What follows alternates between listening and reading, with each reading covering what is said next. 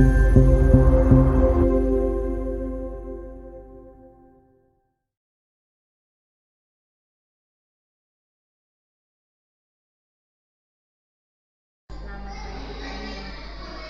pagi, Ibu. Gimana Bu? Alhamdulillah baik, sehat. Sudah siapkah kegiatan kita hari ini? Ya, insya Allah siap. Siap.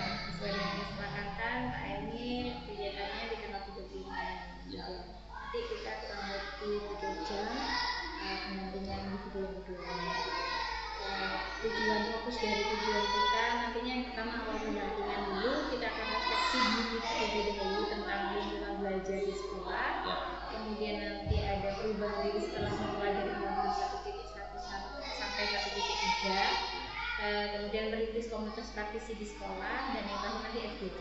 Setelah FGD kita ada kegiatan refleksi sebentar.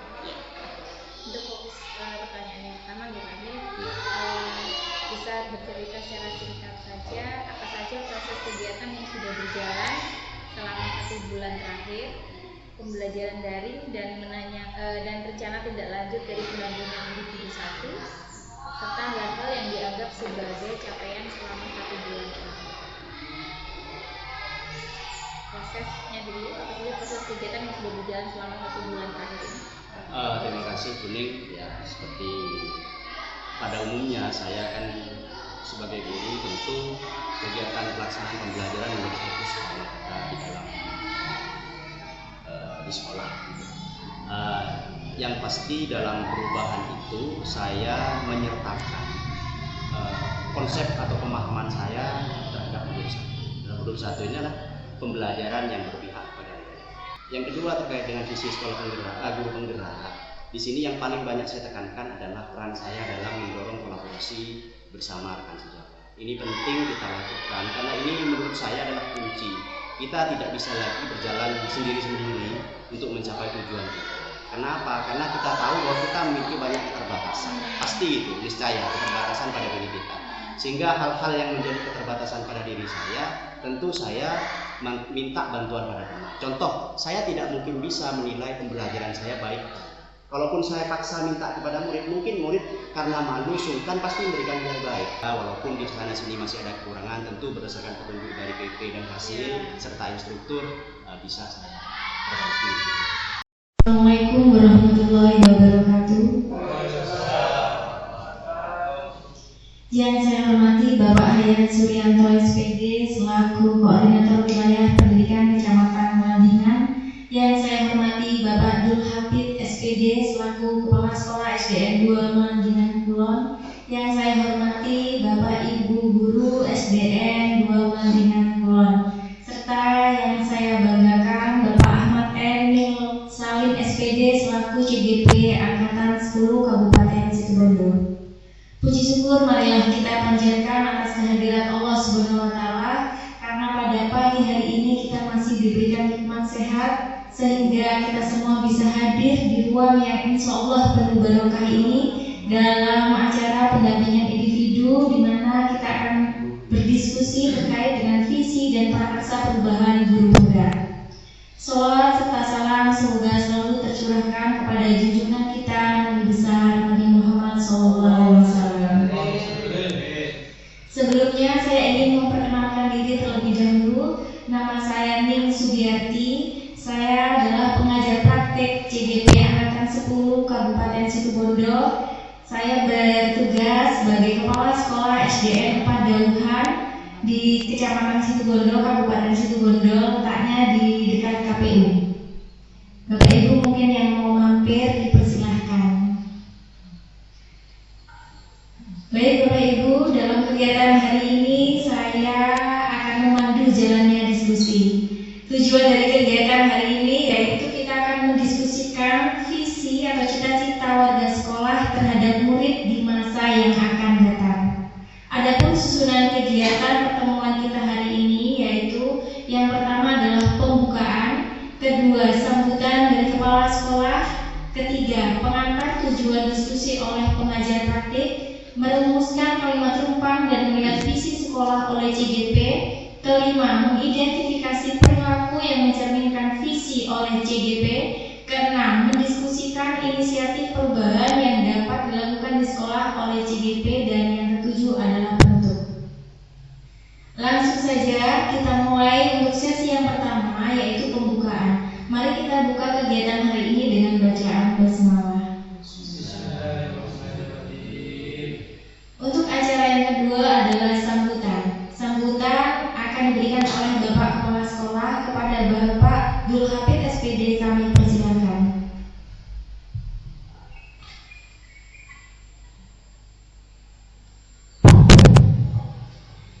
Assalamualaikum warahmatullahi wabarakatuh.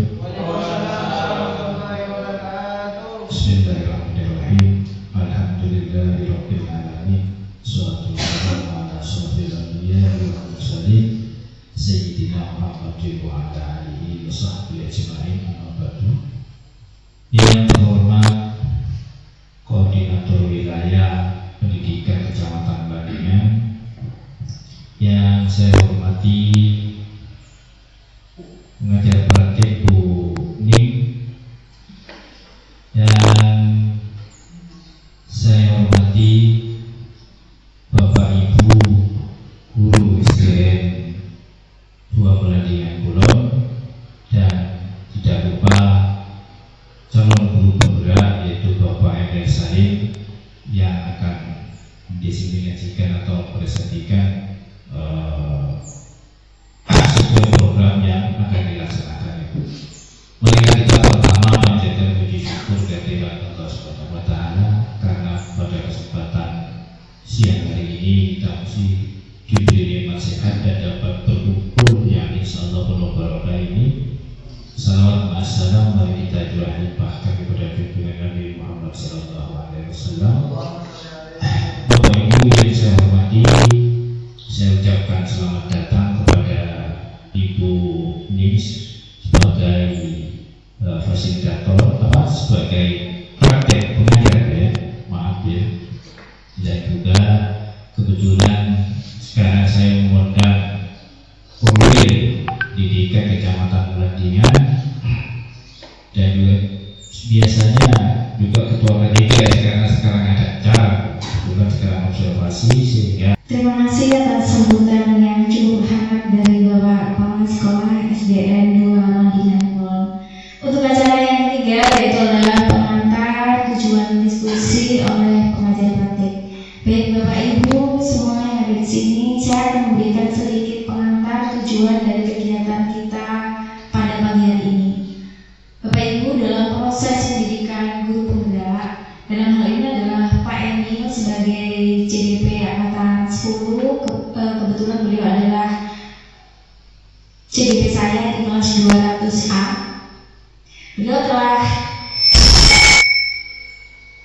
Beliau telah mempelajari, kemudian beliau juga sudah belajar bagaimana membuat visi sebagai seorang guru. Proses ini diharapkan nantinya akan menjadi dasar untuk mengembangkan visi sekolah yang berpihak kepada siswa. Pada diskusi hari ini merupakan proses belajar Pak Emil untuk memfasilitasi Bapak Ibu guru semua dalam merancang visi atau cita-cita sekolah yang nantinya saya berharap Bapak Ibu bisa berperan aktif untuk memberikan masukan, ide, atau mungkin hal-hal yang perlu diperbaiki terkait dengan visi sekolah, atau mungkin nanti visi pribadi dari Bapak Emil. Jika memang perlu diperbaiki, mohon Bapak Ibu semuanya memberikan masukan. Mungkin itu saja sedikit pengantar dari saya. Untuk selanjutnya adalah kegiatan pemaparan materi terkait visi dan peranaksa perubahan guru penggerak yang akan disampaikan oleh Bapak Emil. Kepada Bapak Emil dipersilakan. Assalamualaikum warahmatullahi wabarakatuh. Alhamdulillah, wassalatu wassalamu ala Rasulillah, amma ba'du. Yang saya hormati Bapak Korwil Bidang Pendidikan Kecamatan Belandingan, Bapak Hayat Suryanto. Yang saya hormati Bapak Kepala SDN 2 Belandingan Kulon, Bapak Dul Hafid Sarjana Pendidikan, rekan-rekan guru SDN 2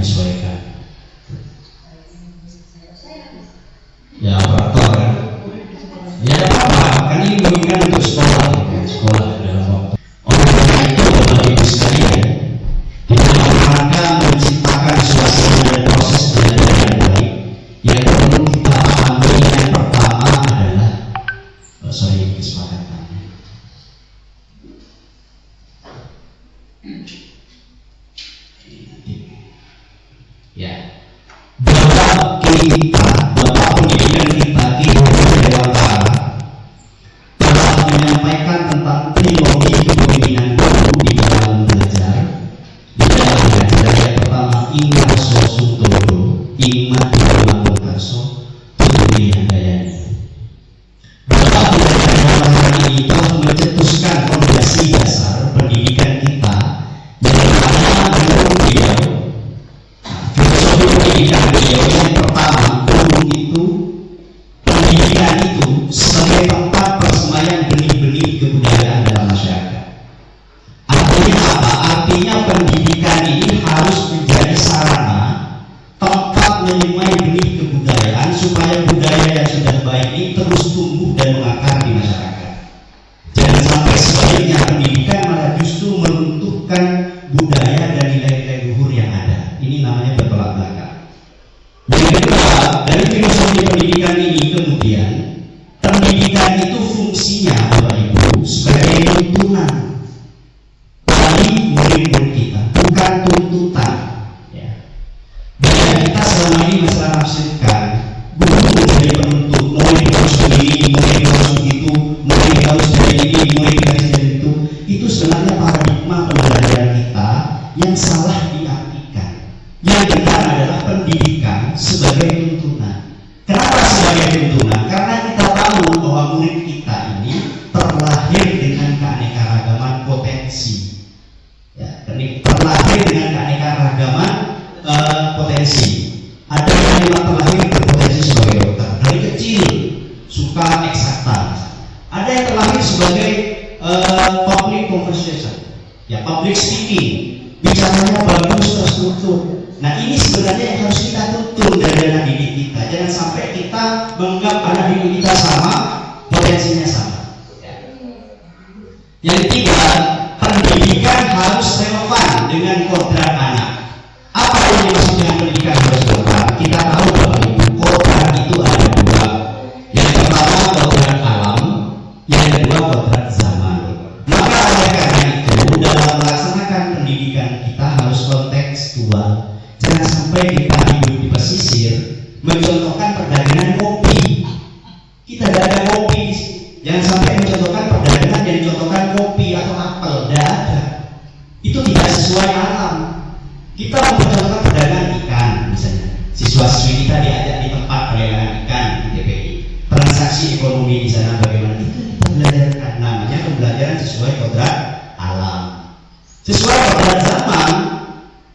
Sesuai kodrat zaman artinya menyesuaikan metode, media, alat yang digunakan dalam belajar sesuai dengan zamannya. Zamannya sekarang zamannya IT, guru harus pakai laptop, ya bawa laptopnya di sini. Laptopnya bawa. Ya. Anak dibelajarkan menggunakan IT. Sekolah kita sudah memiliki bandwidth kecepatan 20 bisa mengakses internet. Anak didik kita diajari supaya tidak gaptek. Ya. Belum lagi dan lain sebagainya. Yang terakhir, pendidikan harus menumbuhkan budi pekerti luhur. Ingat, tujuan akhir dari sebuah pendidikan adalah kebahagiaan dan keselamatan.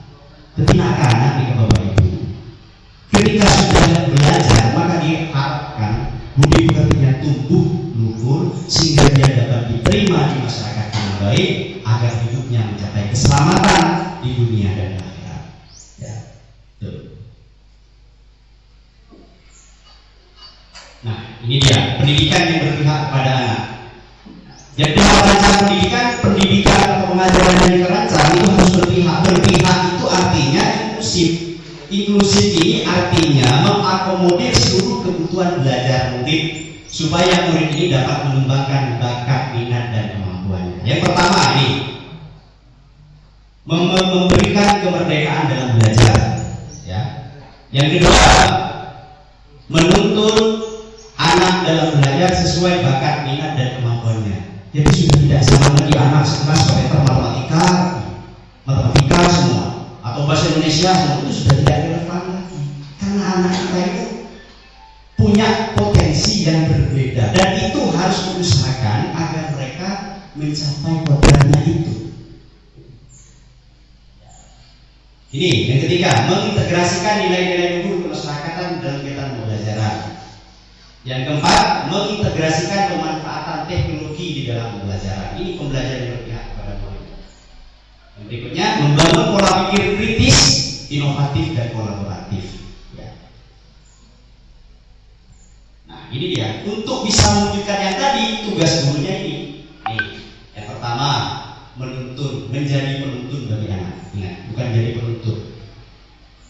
Anak yang hobinya menyanyi, sudah tuntun, biar dia bisa nyanyi. Ya. Juga di dalam, misalnya anak yang hobi MIPA, ya sudah dituntun. Maka guru itu memang harus jadi orang yang multi talenta, walaupun bukan satu-satunya sumber belajar. Artinya menuntun, memberikan dorongan, memberikan arahan kepada murid agar bisa mencapai kepentingan yang tadi. Yang kedua, pengayom yang baik bagi anak.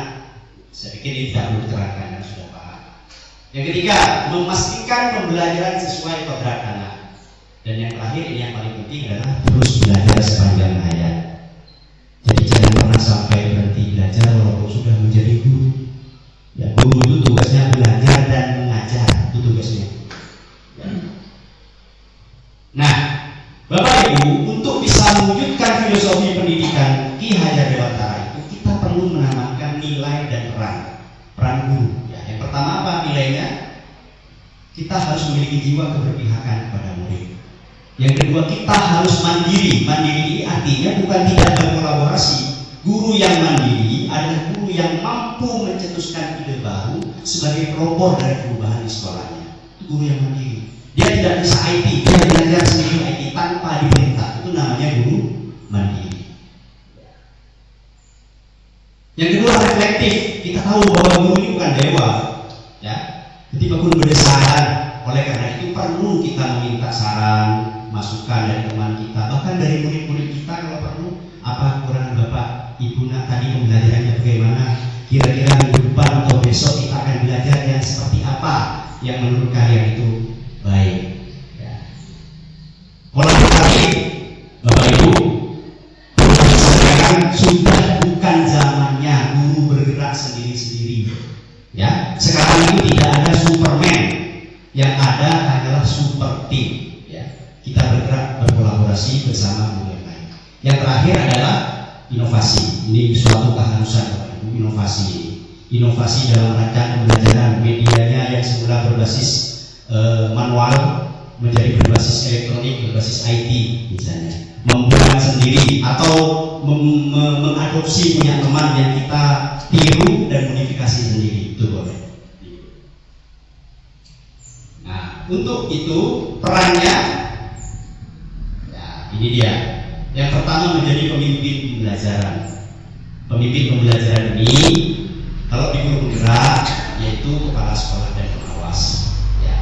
Tapi bagi guru sebagai pemimpin pembelajaran di dalam kelas. Dan namanya pemimpin, bagaimana dia memulai dari planning, memulai merencanakan pembelajaran, kemudian mengorganisasi pembelajaran supaya ini bisa berjalan baik.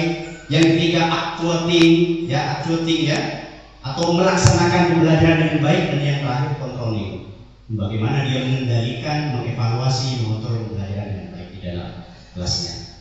Yang kedua, menjadi kucing bagi guru yang lain. Bapak Ibu, seperti yang saya sampaikan, kita perlu berkolaborasi, rekan sesama guru. Kalau memang ada kesulitan, misalnya mau membelajarkan masalah IT, ada Pak Uslan misalnya bisa, kita belajar Pak Uslan. Tidak perlu malu, tidak perlu suka. Itu namanya kolaborasi. Ya, menjadi coaching, pelatih bagi guru yang lain. Apa yang bisa kita bantu, kita bantu.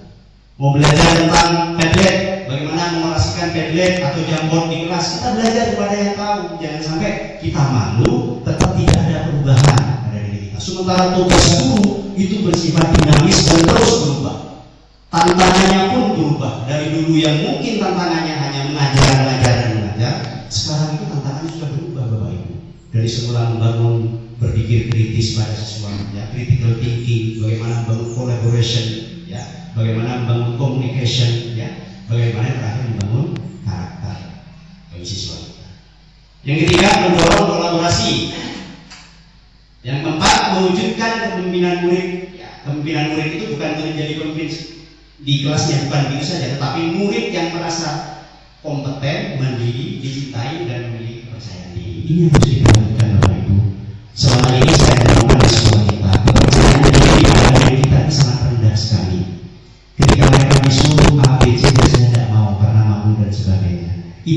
komunitas lain, kepercayaan diri pada murid. Bagaimana cara menyamai kepercayaan diri murid? Ya, guru harus mampu memilih posisi kontrol yang tepat untuk menerapkan berbagai strategi yang diperlukan. Guru banyak apa? Pertama, bisa sebagai penghukum. Bisa nggak siswa melakukan kesalahan lalu kita hukum muncul kepercayaan diri? Tidak bisa. Ya. Atau bisa nggak misalnya Fani kelas 4 salah mengerjakan tugas, lalu kita marahin, kamu ini bodoh, sudah bodoh, jelek lagi, misalnya. Tidak akan menunjukkan sikap ini, malah dia semakin down. Bisa dia berperan sebagai pembuat rasa bersalah?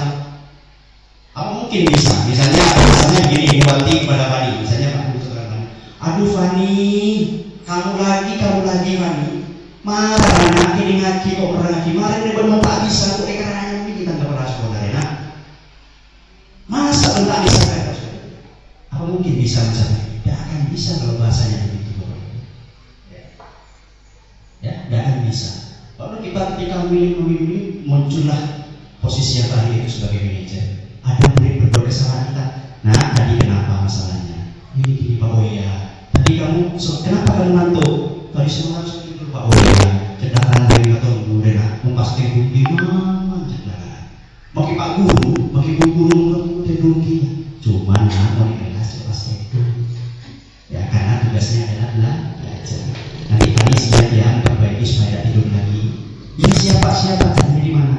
Yang nanti malam jangan terlalu mana tidurnya. Nah itu bahasanya akan muncul sikap kepercayaan diri. Ini yang penting bagi kita. Kita itu bukan tidak punya bibir pintar, punya banyak sekali bahasa kita.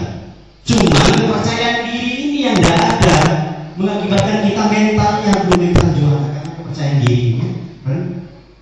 Itu yang kita maksud. Ya. Yang terakhir menggerakkan komunitas. Kita sudah punya kompel. Saya dan Pak Ustaz sudah merintis kompel namanya Gayatri. Gayatri ini guru aktif berkarya dan terus berbagi. Jadi bukan hanya gurunya berkarya saja, tapi tidak pernah diimbaskan kepada yang lain. Termasuk kegiatan ini ada program pengimbasan yang kita lakukan. Baik. Yang berikutnya, nah, sudah sampai pada ini materi pokok kita. Bapak Ibu, tadi untuk mewujudkan filosofi pendidikan di Haji Dewantara yang didukung dengan nilai dan peran guru yang baik, maka yang terakhir kita perlu menyusun visi guru. Dan hari ini visi guru penggerak saya. Ini tolong dicermati betul visi saya karena supaya ini menjadi pembahasan. Barangkali nanti bisa diharmonisasi, diadopsi menjadi visi sekolah. Ini visi saya.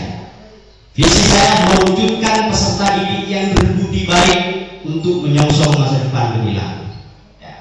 Berbudi baik ini merupakan akronim. Kenapa warnanya berbeda-beda? Karena ini akronim. Ya. Berbudi baik itu ini panjangannya. Ya. Yang akronim berbudi baik yang pertama nih, beriman, bertakwa kepada Allah Subhanahu wa taala dan berakhlak mulia. Yang kedua, ini berkebinekaan global. Yang punya unggul dalam kompetensi dan prestasi. B-nya mandiri, I-nya kreatif, di sini I-nya, baik bernalar kritis, K-nya kolaboratif.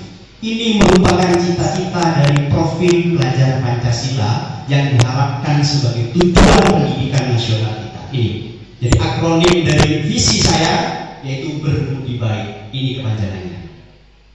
Jadi kita sebagai guru harus mengupayakan yang pertama, kita mencetak beriman dan bertakwa kepada Allah. Harus ini pertama dan terakhir harus ini. Karena kita memiliki dasar ideologi bangsa kita itu Pancasila, sila pertama, sila ketuhanan. Jadi yang kedua, pendidikan global. Dia memiliki wawasan yang luas tentang berbagai macam pengetahuan dan potensi yang ada sehingga dia bisa saling menghargai. Ya, antara orang Jawa, orang Madura, orang Batak, orang Sunda, murid kita bisa menghargai ini. Supaya dengan ini kita bisa mewujudkan persatuan bangsa, bukan disintegrasi bangsa. Jangan lupa, bukan hanya ini tapi unggul. Yang memiliki keunggulan, apa yang dia punya potensi. Pasti setiap anak didik kita punya prestasi, punya kompetensi. Tahu berapa? Dalam kelas 6 itu bidang matematika dan bahasa Indonesia dan IPA-nya anjlok, tetapi dia biasanya juara 1 atletik tingkat kecamatan Mandingan. Itu kita harus hargai, Bapak Ibu. Jangan sampai anak semuanya harus pintar bahasa Indonesia, IPA semua, lalu yang lain tidak punya, tidak bisa. Ya. Namanya orang yang hidup itu bahagia dengan kompetensinya sendiri-sendiri. Ada yang bahagia dengan menjadi atlet sepak bola. Barangkali ada orang itu menjadi atlet lari tidak membutuhkan keterampilan matematika yang mendalam, dia bisa juara satu lari itu atau bahasa Indonesianya. Nih, mandiri, kreatif, benar, kritis dan global. Tentu karena visi ini adalah visi yang sangat besar dan tidak bisa diupayakan dalam waktu yang singkat ini semua. Tidak bisa kita bersama-sama rep 1, 2, 3, 4, 5, 6, 7 cita-cita ini langsung diwujudkan. Kita memerlukan yang namanya prakarsa. Prakarsa itu tindakan pertama yang kita lakukan yang paling rasional diwujudkan dari visi yang ada. Itu namanya prakarsa. Ini prakarsa perubahan saya. Nah, ini mengintegrasikan pemanfaatan teknologi untuk meningkatkan kemandirian. Tadi ada mandiri dan kreativitas murid di dalam pembelajaran. Kenapa ini penting Bapak Ibu? Karena kita memiliki keunggulan, memiliki potensi untuk mengaplikasikan teknologi ini di dalam mencapai kemandirian dan kreativitas ini. Dengan teknologi IT yang kita manfaatkan, kemandirian pembelajaran itu akan terbentuk. Akan ada kreativitas di dalam itu. Ya. Baru nanti kalau ini sudah terbentuk, maka secara tidak langsung atau secara bertahap ini kan bisa kita wujudkan. Ya, ini akan kita bisa wujudkan. Dari kemandirian itu ada nilai bergerak kritis, dia akan berkolaborasi dengan temannya agar tercipta pembelajaran yang mandiri, ya, dan memiliki keunggulan sesuai kompetensi yang dia miliki. Itu arahnya. Nah, bagaimana cara mewujudkan ini? Kita mewujudkan prakarsa ini dengan cara apa? Dengan cara mengoptimalkan berbagai potensi yang ada tanpa kita lihat lemahnya apa. Tidak perlu kita berusaha untuk kita lemahnya apa ya, kita kurangnya apa ya. Tidak perlu itu. Kita cukup optimalkan segala potensi yang kita miliki sebagai organisasi SD2 Badminton dan sebagai individu. Melalui apa? Melalui inquiry apresiatif. Inquiry apresiatif itu, ini pengertiannya Bapak Ibu. Menemukan hal positif. Kalau hal positif ini terus kita lakukan, potensi-potensi kita terus kita gali, hal-hal negatif itu nanti akan menjadi tidak bermakna dengan sendirinya. Ya. Bagaimana pengaplikasian inquiry apresiatif di dalam bahasa Indonesia kita mengenal ada namanya bagja. Bagja ini gubahan dari inquiry apresiatif yang kemudian diadopsi dalam bahasa Indonesia menjadi B-nya adalah nih, buat pertanyaan, ambil pelajaran, gali mimpi, jabarkan rencana dan atur eksekusi. Ini dia bagja untuk mewujudkan misi tadi. Nah, ini adalah tahapan bagja. Nah, ini buat pertanyaan. Pertanyaan utamanya apa? Ini. Pertanyaan utama ini adalah dibuat secara redaksional yang mengatakan dengan prakarsa perubahan yang telah ditulis, prakarsa perubahan yang tadi ini. Supaya tidak terlalu lama, nanti kita sesi diskusi aja namanya, lalu kita praktekkan. Di dalam saya buat misi tadi, pertanyaan yang saya buat pertama di SD2 Badminton ini, bagaimana cara meningkatkan kemandirian dan kreativitas murid di dalam belajar dengan mengintegrasikan pemanfaatan teknologi? Ini pertanyaannya. Kemudian tindakan ini bukan jawaban dari ini, bukan jawaban langsung, tapi pekerjaan yang kita lakukan untuk menuju ini, yaitu yang pertama, tentu kita sebagai guru kita tunjuk kepada kepala sekolah dan melakukan diskusi dengan rekan guru yang lebih paham IT. Saya sering berkomunikasi dengan Pak Ruslan. Yang kedua, melakukan survei sederhana untuk mengetahui minat siswa terhadap pemanfaatan teknologi di dalam pembelajaran. Senang tidak mereka?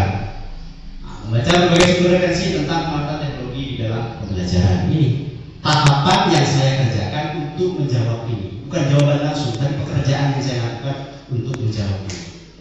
Ya, itu. Yang kedua, ambil pelajaran. Ambil pelajaran. Pertanyaannya, ada apa ini? Ini ambil pelajaran ini orientasinya kita berpikir aset. Apa yang kita bisa optimalkan pemanfaatan sekolah ini untuk mencapai kemandirian dan kreativitas anak ini? Adakah sarana prasarana teknologi di sekolah yang bisa dimanfaatkan untuk kepentingan belajar siswa? Apa saja pertimbangan dalam memilih teknologi agar kemandirian dan kreativitas siswa dalam belajar dapat ditingkatkan? Ini dia. Yang pertama, tindakannya melakukan koordinasi dengan kepala sekolah dan penanggung jawab aset Sarpras untuk mengetahui ketersediaan alat-alat teknologi yang bisa dimanfaatkan.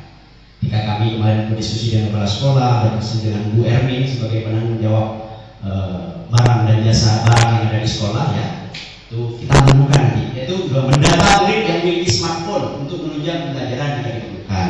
Karena kita tidak mungkin menyediakan fasilitas satu-satu untuk murid, yang bisa kita optimalkan adalah barangkali murid ini sudah punya smartphone di rumahnya, sehingga bisa dibawa ke sekolah, jaringannya sudah ada di sekolah, tinggal dimanfaatkan untuk pembelajaran.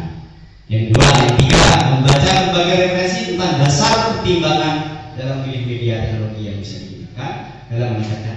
Tidak semua media itu bisa meningkatkan kemandirian kreativitas, Bapak Ibu. Sehingga guru perlu tahu media kayak apa yang bisa mendukung pembelajaran. Apakah semua materi butuh teknologi? Belum tentu. Ya, hanya materi-materi tertentu yang memerlukan ini. Makanya nanti akan ada itu di pertanyaan selanjutnya. Yang ketiga, ya, ini harapannya jawabannya ketika namanya pemikiran imajinatif, ya, nanti wujudnya apa? Ya, ini ya yang saya harapkan. Apakah pengintegrasian teknologi dalam pembelajaran dapat meningkatkan kemandirian dan kreativitas murid atau siswa? Apakah pengintegrasian teknologi dalam pembelajaran dapat mempercepat peningkatan kemandirian dan kreativitas siswa? Dan yang ketiga, apakah pengintegrasian teknologi dapat dilakukan pada semua mata pelajaran? Jawabannya ini. Untuk mengetahui ini jawabannya ini. Saya susun jurnal observasi pengamatan tentang kemandirian dan kreativitas siswa dalam pembelajaran. Saat itu digunakan, saat pembelajaran itu dilaksanakan, Bapak Ibu, ada enggak kemandirian dan kreativitas yang muncul? Kemandirian dalam belajar itu artinya murid secara mandiri dapat mengakses informasi berdasarkan kepintarannya secara mandiri, bukan karena diperintah siapa-siapa. Ada enggak? Ternyata banyak. Browsing kebetulan waktu itu yang saya praktekkan adalah materi tentang tata surya. Gue celaka sekali dulu kalau materi tata surya dan gue ceramah di depan. Anak-anak, tata surya itu adalah ini, tengahnya matahari, dikelilingi 8 planet, ribuan komet, asteroid, dan lain sebagainya.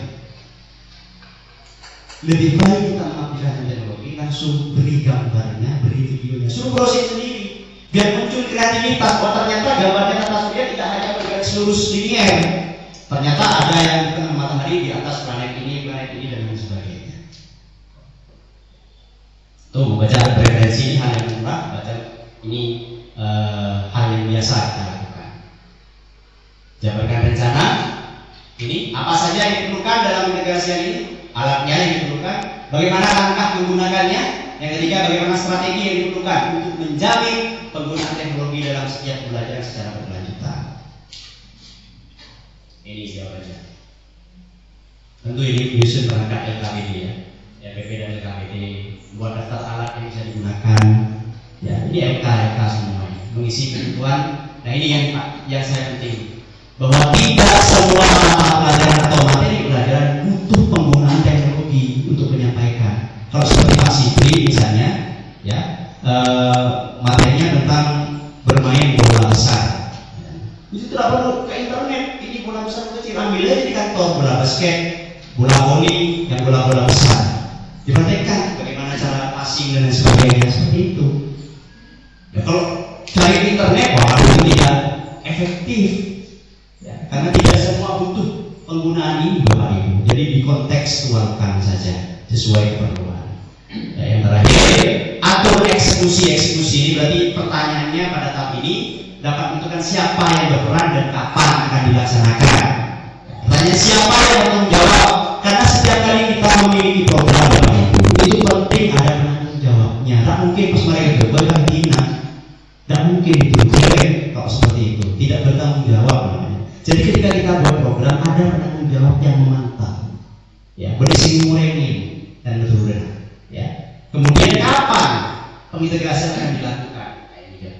Tindakan yang harus dilakukan terjalin kesepakatan dengan sejawat. Artinya yang memantau ini teman kita, tidak mungkin kita sendiri. Kalau dalam kelas bisa jadi kita bagaimana rasa.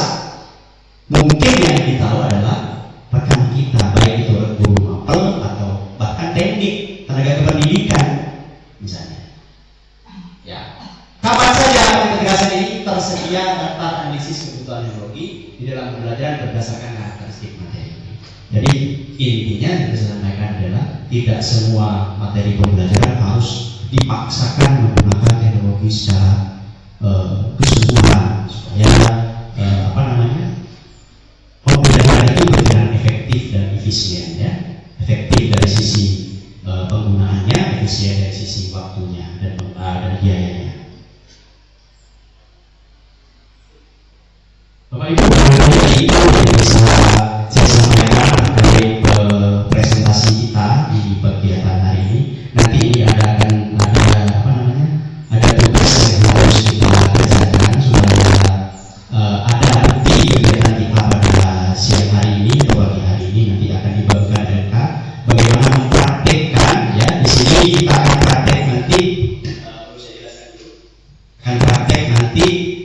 kita mendeskripsikan, membuat deskripsi imajinatif. Kira-kira Bapak Ibu menginginkan murid yang seperti apa 5-10 tahun yang akan datang. Murid Bapak Ibu di kelas sekarang, ya, kira-kira 5-10 tahun yang akan datang, Bapak Ibu menginginkan mereka menjadi apa atau seperti apa? Ya, harus diisi nanti. Yang kedua mengisi kalimat penumpang, ya. Mengisi kalimat penumpang ini adalah melanjutkan isian dari kalimat yang sudah ada. Misalnya di sini contohnya, saya memimpikan murid-murid saya yang bagaimana? Misalnya yang pandai segala macam, silahkan nanti diisi dan lain sebagainya. Yang terakhir, baru setelah itu dikerjakan semua, Bapak Ibu saya minta mohon membuat visi guru. Kenapa? Tujuannya adalah supaya Bapak Ibu punya angan-angan imajinasi yang maju untuk memikirkan anak didiknya. Syukur-syukur kalau semua guru nanti membuat visi ini bisa kita satukan, bisa harmonisasi menjadi visi sekolah, ya. Nanti itu sementara ini yang bisa saya sampaikan. Berikutnya saya kembalikan kepada Ibu BB. Terima kasih. Kita beri aplaus untuk Bapak Eni yang telah memaparkan visi dan nuansa perubahannya. Baik Bapak Ibu, untuk selanjutnya di sana Bapak Ibu diberi LK terkait dengan kalimat rumpang, begitu ya. Bapak Ibu bisa mengerjakan terlebih dahulu. Mungkin nanti kalau ada yang mau ditanyakan, ditanyakan saja langsung Bapak Emil terkait pengisiannya, atau mungkin dari pemaparan materi ada yang mau disampaikan atau ditanyakan. Oh baik, monggo dari baik, monggo Bapak. Assalamualaikum warahmatullahi wabarakatuh. Waalaikumsalam. Pertama, yang saya tanyakan kepada guru yang terutama guru yang dibayar oleh negara terkait masalah kedisiplinan.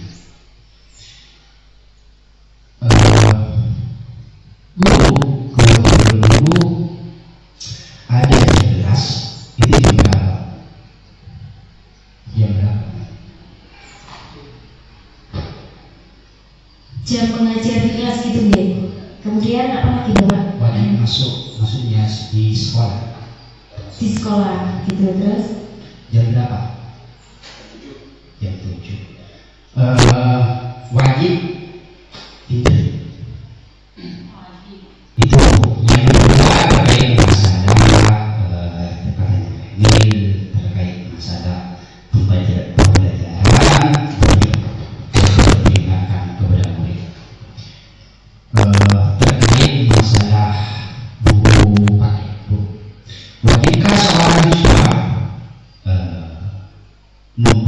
mempunyai buku paket itu pembelajaran dan terkait masalah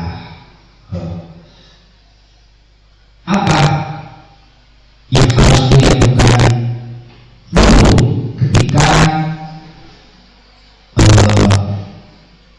seorang murid tidak mempunyai buku paket. Soalnya murid ini yang lengkap, saya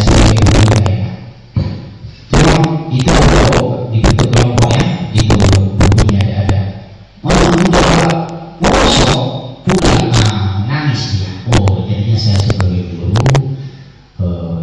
yakin juga soalnya setahu saya seorang murid itu murid harus punya yang guru pakai. Mungkin itu saja yang saya dapat sampaikan. Assalamualaikum warahmatullahi taala wabarakatuh. Waalaikumsalam warahmatullahi wabarakatuh. Bapak pengajar di kelas? Oh guru lama atau guru baru? Oh baru, masih berapa bulan Pak? Berapa tahun? 2 tahun. 1 tahun. Oh 1 tahun. Ini honorer nih. Iya. Oh baik. Yang ditanyakan pertama yaitu terkait kedisiplinan di Bapak nih. Jam masuk, jam pulang, gitu ya. Kemudian yang kedua terkait sarpras tentunya yang ada di sekolah ini, gitu ya. Di sini ada Bapak Emil yang mau menjawab pertanyaan. Monggo Bapak Emil. Terima kasih pertanyaan Pak Kursi. Pertama soal biar sekarang saya di sini. Soal sarpras. Soal pertama disiplin pegawai SN ya. Hari ini kita tidak sedang membahas itu, tetapi dalam mereka yang berpihak kepada murid saya akan jawab. ASN itu berada kerjaannya mengacu pada peraturan pemerintah, di mana setiap minggu ASN ini bekerja 37,5 jam per minggu. Jadi kalau di rata-rata kalau masuk jam 7 itu selesainya jam 14 kalau di rata-rata. Sekolah memberikan boleh, tapi konsekuensinya pulangnya mundur begitu. Yang tidak boleh kalau terlalu pagi takut siswa belum siap ya. Pertanyaan ada yang secara kedisiplinan kurang menurut Pak Kursi. Inilah yang menjadi tugas utama kita. Bagaimana sekolah pasti ada dinamika. Inilah pentingnya guru ini mengenal yang namanya kebutuhan dasar manusia. Manusia melakukan apapun itu punya dasar, punya motif perilaku. Tidak mungkin dia masuk, tidak mungkin dia pulang cepat. Pulang cepat, ya. Pulang cepat itu diperbolehkan di dalam aturan perundang-undangan kepegawaian kita. Namanya pulang lebih awal. Itu boleh, tidak masalah. Kenapa? Karena ada motif. Nah motif ini yang perlu kita cari, termasuk di dalam kelas. Murid kita datang terlambat, jangan sampai guru langsung ngomong, ini kamu nakal. Sudah bodoh kamu masih telat. Ini namanya mengintimidasi Pak. Kita harus kenal dengan namanya kebutuhan dasar. Ada kebutuhan dasar survival. Dan untuk bertahan hidup manusia butuh makan. Ada kebutuhan namanya self and belonging, love and belonging ya. Dicintai dan diterima. Ada yang namanya kebutuhan penguasaan. Ya. Ada yang namanya kebutuhan tentang kebebasan, freedom. Maka perlu kebutuhan ini kita kenal supaya kita mengadopsi perilaku atau solusi yang paling baik. Terkait dengan keberadaan guru, kita sebagai guru ini Pak memang tidak bisa mengintervensi yang lain. Kuncinya Pak, ibda binafsik. Mulai dari identitas itu. Memang apa? Menurut William Glasser Bapak Kursi, kita sebagai manusia ini tidak bisa mengintervensi orang lain, tidak bisa mempengaruhi orang lain, tidak bisa mengontrol orang lain. Kalau kebetulan ada kita bisa dikontrol, maka mengikuti perintah kita itu karena sebenarnya murid ini sedang ingin dikontrol oleh gurunya. Maka solusi yang paling baik apa? Tidak binafsik. Makanya dengan semuanya kita ingat sos untuk beri contoh dulu Pak. Maka ini yang saya lakukan bersama rekan yang lain. Mungkin Pak Kursi pernah menjumpai saya sering terlambat, kasih tahu saya, masukan buat saya. Atau saya mungkin Pak saya sering tak ngajar di kantor jangkauan, kasih tahu saya. Tidak apa-apa Pak, kita saling mengingatkan. Namanya manusia, ya. Jadi sebaik-baik manusia itu Pak Kursi, saya boleh satu dari materinya Pak Kursi, khairun nas anfa'uhum minan nas. Sebaik-baiknya manusia yang beri manfaat kepada orang lain. Apa manfaat yang bisa kita kerjakan? Ya apa yang bisa kita kerjakan itu. Ya, tidak bisa dipungkiri Pak bahwa ada pulang cepat. Ya, itu tidak salah karena memang di kepegawaian kita memungkinkan guru atau pegawai yang lain yang penting kita tahu motifnya apa. Dinaswar sekarang Mbak Anis tidak masuk. Yang tidak tahu mungkin akan menilai buku Anis ini nakal, ada FGD kok dari ikut, padahal Mbak Anis ditugaskan oleh sekolah untuk ikut di nakal. Itu yang kita harus tahu, Pak. Nah, jadi kita baik pada guru atau kepada siswa kita harus mengetahui itu 5 dasar kebutuhan manusia supaya kita bisa menjadi lebih bijaksana di dalam bernegara. Yang kedua terkait masalah SAPRAS. SAPRAS ini diukur atau dihitung berdasarkan kebutuhan. Kalau buku rasionya 1:1 diupayakan. Kalaupun ada rasio buku yang tidak 1:1, kita perlu tahu itu sebabnya apa. Yang pertama mungkin kita tahu lah, kita tidak menampik bahwa murid kita ini kalau kepada buku ini tidak begitu peduli. Kadang-kadang selesai menggunakan dibawa ke rumah, tidak dikembalikan lagi, bilang tidak pinjam. Kadang-kadang gitu. Dan ini Pak, tidak mungkin kita bisa penuhi secara terus-menerus. Memang makanya begitu, dipenuhi secara terus-menerus. Tapi kadang-kadang kita kan terbentur dengan kebutuhan prioritas yang lain, sehingga kita mengupayakan hanya semaksimal mungkin. Saya tahu itu, karena Pak Kursi mengajar agama, bukunya memang rasionya tidak 1:1. Pelajaran Pak Kursi, itu Pak Kursi sendiri. Di kelas 6 sudah sampai. Sejauh yang bisa saya upayakan, kita upayakan agar ini lebih baik. Toh kalaupun tidak bisa Pak Kursi, ya Pak Kursi sebagai guru yang independen memiliki kebebasan untuk merancang pendidikan sendiri, mestinya tidak berfokus pada buku. Iya mestinya Pak. Kalau Pak Kursi mau berusaha dengan saya sebagai guru kelas atau kepala sekolah, Pak Emil katanya cuma mulai guru HP, mulai di software buku Pak, dengan HP, di sekarang mulai aja. Bisa itu Pak. Atau mengakses langsung teknologi yang seperti saya sampaikan tadi. Praktek berbentuk yang baik langsung bisa didapatkan dari mana sumbernya. Nah ini ternyata belajarnya dari sini sampai sini. Coba orang ini lebih tak apa. Mau orang ini pakai sekolahnya, ya tasar. Jadi saat ini Pak Kursi pembelajaran paradigma kita, guru dan buku bukan sumber yang paling sakral. Ingat itu. Ini saya juga saya secara pribadi. Guru dan buku bukan dua-duanya sumber pembelajaran yang paling sakral. Tapi kita bisa menggunakan alternatif di bawah itu, kita bisa belajar dari alam, kita bisa menggunakan teknologi yang bisa lebih akses informasi. Atau kalau sih bisa menggunakan CD, tidak. Tanyakan bukunya, bisa. Ini semua di mana kita pikirkan alternatif dari semua permasalahan yang ada pada kita semua. Saya pikir ini bisa saya sampaikan. Terima kasih. Terima kasih Pak Emi. Bagaimana Bapak? Siapa? Bapak Rizky? Ada Kutsi? Ada yang mau disampaikan lagi? Anak-anaknya mungkin? Ada. Dengan jika dikaitkan dengan visinya Pak Emil tadi tentang teknologi gitu ya. Jadi untuk terkait dengan media pembelajaran itu memang benar. Guru bukan satu-satunya sumber. Kalau guru dan buku bukan satu-satunya sumber belajar yang dibutuhkan siswa. Masih banyak sekali sumber-sumber belajar yang bisa didapatkan oleh siswa baik di lingkungan sekitar, dan bahkan jika dikaitkan dengan visi tadi yang menggunakan teknologi itu luar biasa sekali. Karena memang sudah zamannya juga. Semua serba digital, bisa dimanfaatkan itu. Itu mungkin bisa jadi masukan juga. Ternyata di sini jika dikaitkan dengan visi tadi, mungkin Pak Kutsi ya, Kutsi tadi itu mempunyai mungkin gambarannya kesana juga. Apakah siswa harus punya buku? Nah tadi kalau dikaitkan dengan visi itu maksud juga berarti salah satu visinya Pak Kutsi sebetulnya mau mengarah ke sana juga gitu. Mungkin ada lagi dari yang lainnya? Oh, oke, monggo Ibu.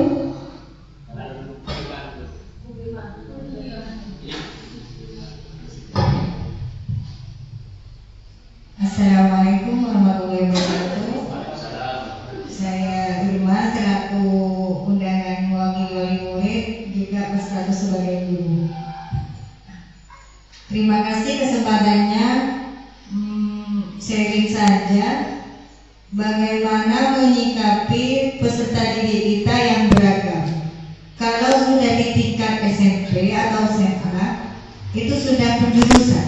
Jadi sesuai kemampuannya masing-masing peserta didik. Yang bahasa di bahasa, yang IPA di IPA, yang matematika di matematika. Nah, sedangkan kita sendiri di sini yaitu di SD yang masih dalam satu rombel murid kita yang beragam. Nah, kalau waktunya matematika, mungkin yang tidak suka yang tidak suka berhitung dia akan malas.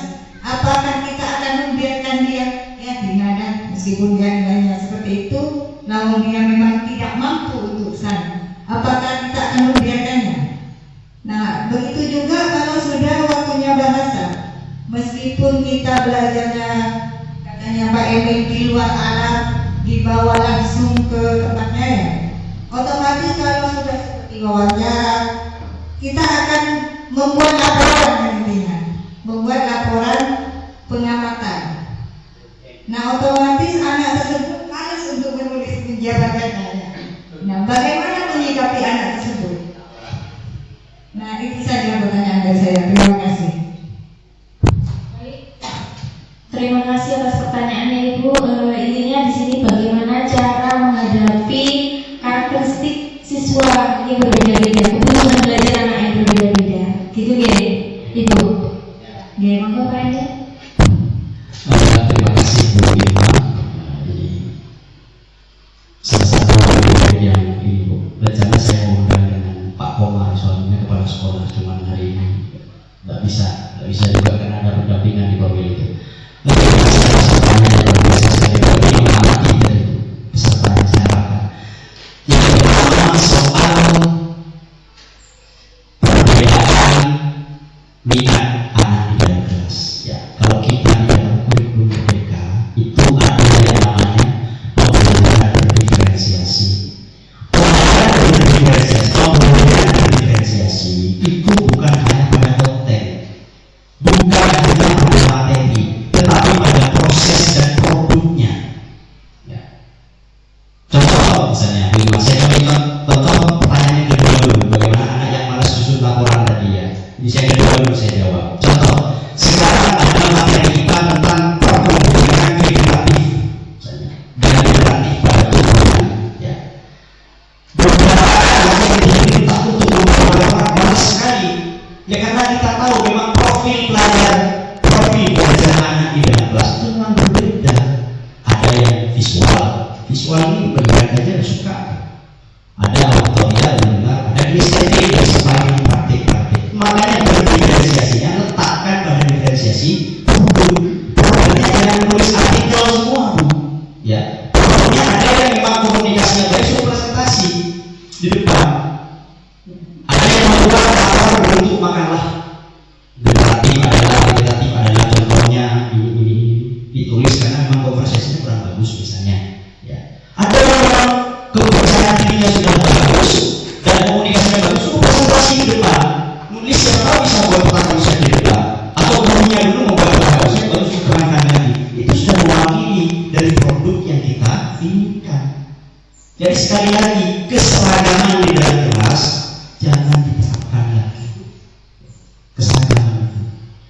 Maka pembelajaran yang baik itu ke depan keberagaman, yang inklusif. Inklusif ini artinya terjamin semua kebutuhan belajarnya. Satu. Yang kedua soal materi tadi, model taktonomika, masa psikolog. Nah, inilah perlunya asesmen diagnostik. Dari awal ini sudah punya persiapan sejauh mana kompetensi anak ini mencukupi terhadap prasyarat yang diperlukan pada materi sekarang. Contoh misalnya, sekarang materinya berbagi, pembagian. Ya, anak ini jangan dikasih materi pembagian kalau penjumlahan aja belum tahu. Itu perlunya asesmen diagnostik. Kasih tahu dulu pembagian. Ternyata anak ini pembagian tidak bisa sama sekali di post-test misalnya. Salah semua. Ya, salah semua pembagiannya. Berarti anak ini di penjumlahan atau pengurangan. Itu yang dibelajarkan, bukan dibiarkan. Jadi dibelajarkan sesuai tahap perkembangan anak. Itu di kurikulum merdeka kelebihannya. Jadi ketika yang lain oleh ibu diberi tugas pembagian, anak ini diberi tugas penjumlahan dan pengurangan. Itulah kenapa fasenya ini ya CP di dalam kurikulum Merdeka itu sangat sedikit, ya. Toh waktunya panjang. Memang untuk mengulang pembelajaran ini. Kenapa? Karena CP itu adalah kompetensi esensial minimal yang diperlukan oleh anak.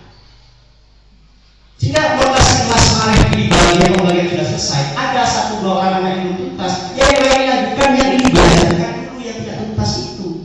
Memang begitu. Bukan dibiarkan ikut terus pembagian perkalian terus lanjut misalnya. Nah ini yang pemilihan dan penambahan aja nggak bisa gimana ya? Termasuk juga di kelas kita kalau ada siswa yang tidak bisa membaca. Mungkin pengajaran tentang kalimat deduktif, induktif, sintaksis saja tidak bisa. Ya harus diakomodir, Pak. Diajari membaca. Ya. Jadi itulah kelebihannya. Kenapa kurikulum Merdeka ini waktunya panjang, CP-nya sedikit. Nah ini kalau bagi guru-guru yang sedikit misalnya tidak mempedulikan kebutuhan belajar, makanya saya punya kelebihan waktu yang sangat panjang tahun ini. Murid-murid saya sudah tuntas semua, waktunya masih ada. Bukan itu tujuannya. Oleh karena itu, Bapak Ibu, pertama adanya lakukan asesmen diagnostik. Kalau itu kelas 4, 1-4 ya, 25 yang sekarang. Yang kedua, jadikan diferensiasi sebagai solusi pembelajaran. Dilaksanakan kalau anak ini prosesnya sama-sama, produknya yang sama. Karena anak ada yang berbicara, ada yang bisa mengerjakan, ada yang mendengarkan, ada yang harus sambil melihat contohnya. Sehingga pembelajaran seperti itu yang perlu kita terapkan sekali lagi di kelas kita. Yang pasti adalah guru jangan sampai kehabisan ide untuk menghadapi murid. Bagaimanapun murid kita ada di kelas, guru harus tetap bertindak tanpa bijaksana. Karena seperti yang saya sampaikan di awal, bahwa murid bertindak itu karena ada motif. Bisa jadi tidak semangat belajar matematika apa. Hari ini tidak semangat, kemarin semangat kok sekarang tidak. Bisa seperti itu turun. Kenapa? Mungkin dari di rumahnya sebelum berangkat sekolah dimarahi, sehingga mau belajarnya turun. Motif ini harus diketahui oleh guru supaya guru bisa menjadi manajer yang baik pada muridnya. Mungkin ini Bu Irma yang bisa saya sampaikan di atas keterbatasan saya. Terima kasih. Terima kasih atas tanggapannya ya yang disampaikan oleh Pak Edwin. Mungkin di sini saya hanya penambahan saja. Sebetulnya untuk memenuhi kebutuhan belajar siswa, melihat Permen 16 tahun 2022, pembelajaran diferensiasi itu bukan satu-satunya. Jadi jika kita berkata diferensiasi itu adalah solusi untuk mengatasi kebutuhan belajar siswa, itu kalau kita sandingkan dengan Permen 16 tahun 2022 itu pembelajaran diferensiasi itu adalah solusi yang ke-6. Sebetulnya tugas guru itu dalam merancang proses pembelajaran itu kalau melihat permentan itu memang ada 6. Salah satunya adalah pembelajaran berdiferensiasi. Masih ada pembelajaran interaktif, kemudian inspiratif, menyenangkan, menantang, dan memotivasi peserta didik untuk berpartisipasi aktif. Jadi pembelajaran diferensiasi itu adalah yang ke-6 masih. Tapi Bapak Ibu, di sini sebetulnya diskusi kita itu terkait dengan visi dan prakarsa perubahan. Mungkin bisa dikasihnya Pak Emil visi dan prakarsa perubahannya, mewujudkan peserta didik yang berbudi baik untuk menyongsong masa depan gemilang. Nah, mana berbudi baik ini adalah akronim ya. Yang pertama, beriman pertama kepada Allah SWT dan berakhlak mulia, berkebinekaan global, unggul dalam kompetensi dan prestasi, mandiri, kreatif, bernalar kritis dan kolaboratif. Jika disandingkan dengan visi sekolah, apakah sudah selaras? Beriman bertakwa, berakhlak mulia. Nah, coba ini punya Pak Emil. Kemudian yang sekolah tadi kan ada yang Berakhlak karimah. ada. Ya, Kemudian ya, ada. oke. Berarti selaras? Ya. Apakah sudah selaras? Sudah. Sudah. Nah, sekarang pertanyaan dari saya, apa saja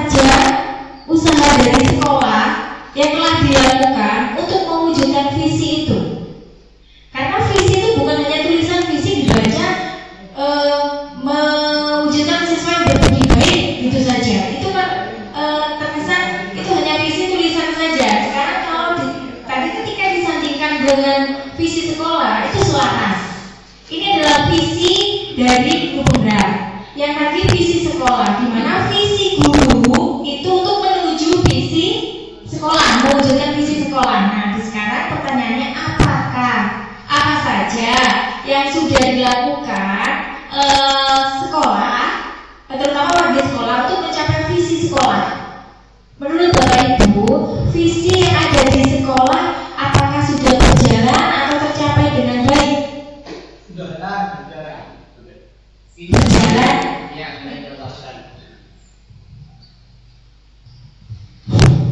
Assalamualaikum warahmatullahi wabarakatuh. Waalaikumsalam. Terkait visi sekolah tadi, yang pertama itu adalah IMPA ya. Alhamdulillah terkait visi yang kata kuncinya IMPA di sekolah SDN dengan Polon itu sudah dilaksanakan dan berkelanjutan. Salah satu buktinya itu adalah setiap hari Jumat kita mengadakan kegiatan istiqomah itu suatu hal, kemudian dengan mediasi taklim dan doa. Bisa disampaikan terkait dengan visi yang kuncinya itu tadi iman dan takwa. Kegiatan itu bisa setiap hari Jumat. Berarti dari sekolah sudah ada kegiatan yang mendebarkan ya terkait dengan yang beriman bertakwa itu dengan kegiatan setiap hari Jumat. Ya, setiap hari Jumat. Sholat. Sholat dilakukan mediasi dengan taklim dan doa. Nah, apakah semua warga sekolah terlibat? Mengikuti semua? Semua mengikuti itu, kecuali kalau misalkan ada berhalangan atau kegiatan lain gitu. Oke, baik. Dari anak-anak juga mengikuti semua. Semua. Untuk mengukur ketercapaian itu menggunakan apa di sini? Bisa dibilang apa? Kan itu setiap hari Jumat, gitu ya. Untuk melihat progresnya, Bapak Ibu mengatakan tercapai, semuanya bisa mengikuti. Itu hanya melihat aja atau ada pengecekan dari guru-guru kelas masing-masing? Mungkin salah satu contoh saja di sekolah saya juga ada kegiatan makan sodu namanya. Mari laksanakan sholat duha. Jadi setiap hari Jumat sama melaksanakan sholat duha, kemudian dilanjutkan dengan infak, gitu. Nah, kalau Jumat manisnya kita makan bersama menggunakan dari uang infak itu. Nah, itu saya sebagai penanggung jawab ya di sana ya. Memang saya melaksanakan dan itu sesuai dengan visi ya, beriman dan bertakwa. Tapi masih menurut saya masih belum maksimal karena apa? Ternyata masih ada yang telat, akhirnya ketinggalan gitu. Nah, kemudian ada yang alasan nggak bawa mukena. Kemudian juga ada yang beralasan yang berhalangan, itu sudah normal ya. Kemudian ada juga yang kalau dari cowoknya nggak bawa sarung, nggak pakai kopiah, kan gitu. Padahal kita kan untuk beriman bertakwa kepada Allah dan berakhlak mulia. Ketika kita sholat itu kan harus memang benar ya. Maksudnya apa saja yang benar, perempuan berarti pakai mukena, kan gitu. Kalau cowok alangkah baiknya menggunakan kopiah, kemudian sarung, bajunya juga bersih, ada dalam kondisi bersih seperti itu ya. Apakah di sini sudah berjalan maksimal seperti itu? Kalau saya pribadi di sekolah masih belum, maka dari itu masih perlu ada yang dibenahi. Nah, sebetulnya di sini adalah ini ya PR. Jadi itu dengan seperti ini, oh ya ternyata masih kurang anak-anak dininya, gitu. Nah itu adalah kontrol guru ya, wali kelas, terutama wali kelas. Jadi di sini untuk mencapai visi itu semua guru harus berkolaborasi. Tidak bisa misalkan di kelasnya Pak Emil hanya mengingatkan di kelasnya seperti ini. Kamu seperti ini, menggunakan baju yang rapi, bawa kopiah, diingatkanlah di grup PA gitu. Tapi ternyata dari kelas 1 sampai kelas 5 tidak. Akhirnya apa? Mencontoh. Oh itu nggak pakai kopiah juga nggak masalah, juga bisa ikut sholat kok. Oh itu tidak bawa ini juga tidak ada masalah. Oh itu mau sholat tidak wudhu juga tidak ada masalah, seperti itu. Jadi itu harus ada kolaborasi, kemudian harus ada kontrol dari kelas 1. Bisa jadi misalkan kelas 6 dibiarkan misalkan ya, nanti kan gini, lo kakak kelas saja seperti itu. Nah bisa jadi mungkin dari gurunya juga ketika kegiatan itu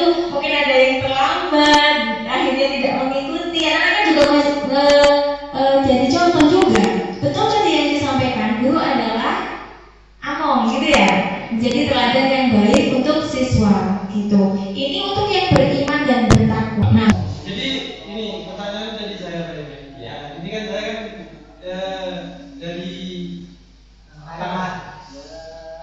dari PJOK lah, istilahnya dari olahraga. Nah, kalau ya tetap ada unsur agamanya, cuma ditambahkan dengan unsur PJOK olahraganya, itu tidak masalah. Tidak masalah. Karena kan kita kan berkolaborasi. Iya. Belum ada olahraga berdoa. Jadi kan begini Bapak Ibu, dalam kurikulum mereka, jadi siswa yang diharapkan itu berprofil belajar Pancasila. Di bawah satu profil belajar Pancasila itu adalah beriman dan bertakwa dan berakhlak mulia. Tidak berhasil masuk dari itu sangat sesuai dengan dasar ideologi negara. Pancasila sila pertama itu ketuhanan yang maha esa. Jadi seluruh Tuhan adalah bangsa Indonesia, rakyat. Ya semuanya harus bertuhan, makanya di Indonesia ada agama. Karena sesuai dengan dasar ideologi kita. Kalau seperti negara-negara yang misalnya tidak memiliki dasar ideologi seperti itu, ya agama artinya tidak dibahas sendiri-sendiri, begitu berbeda dengan negara kita. Tuh. Yang kedua, kalau di kurikulum 2013 kan kaki 1 itu kan kompetensi ketuhanan. Ya, yang kedua KI itu kompetensi sosial. Itu kan dalam kurikulum 2013. KI 3 ya kompetensi intelektual, KI 4 keterampilan, kan begitu. Jadi tetap harus dikaitkan, misalnya dalam refleksi pembelajaran setelah dari kita atau kita olahraga, anak diminta merefleksi, misalnya bersyukur, kita bersyukur hari ini diberikan fisik yang sehat sehingga kita bisa melaksanakan kegiatan olahraga. Bersyukur kita karena kaki kita lengkap sehingga kita bisa melakukan praktek atletik dengan lancar, ya. Dan itu semua arahnya ke sana. Dan arah dari pembelajaran kita itu muaranya pada keselamatan dan kebahagiaan. Nah, yang kedua kita bisa merupakan, ya itu. Jadi saya memberikan murid yang memiliki kemantapan iman dan takwa kepada Tuhan Yang Maha Esa, yang diiringi dengan anak mulia kepada sesama dan alam semesta itu, untuk berprestasi dan memiliki kemandirian yang tinggi, pantang menyerah dan selalu optimis di dalam berbagai situasi. Itu yang diharapkan saya untuk mengisi kalimat lupa yang pertama itu. Ya, saya pisahkan dulu supaya berpikir.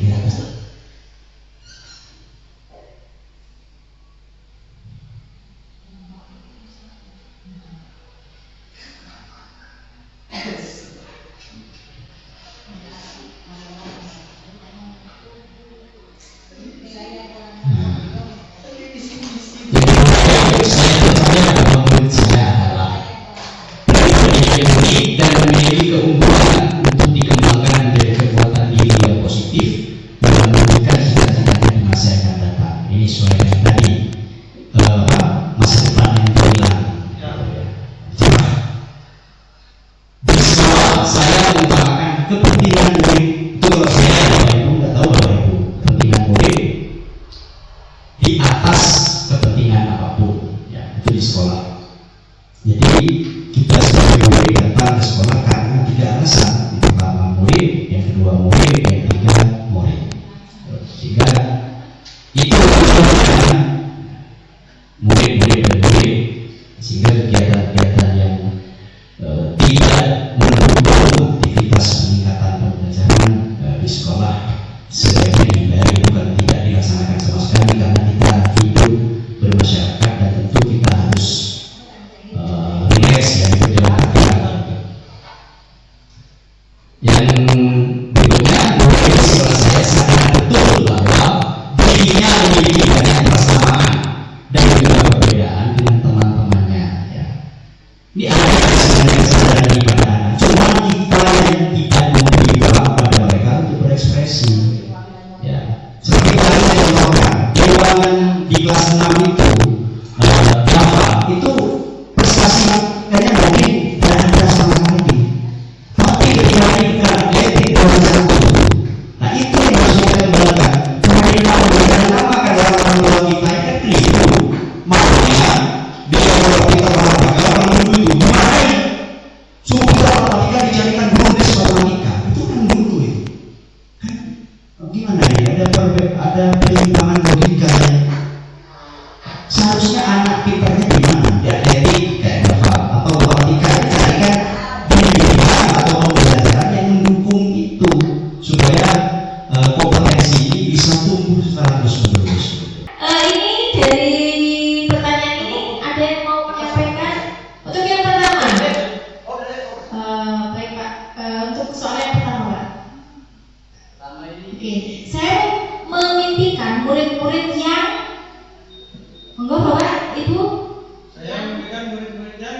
sehat jasmani dan Sehat jasmani dan rohani.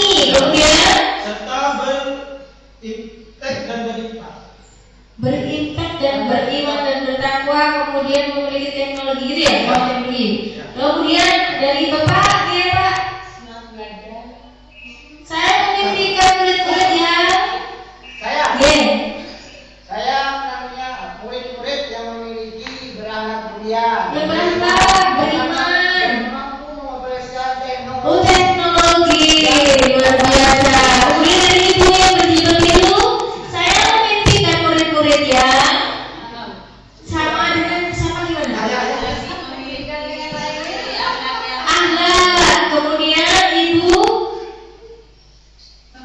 memimpikan murid-murid yang soleh-soleh. soleh-soleha. Kemudian ya.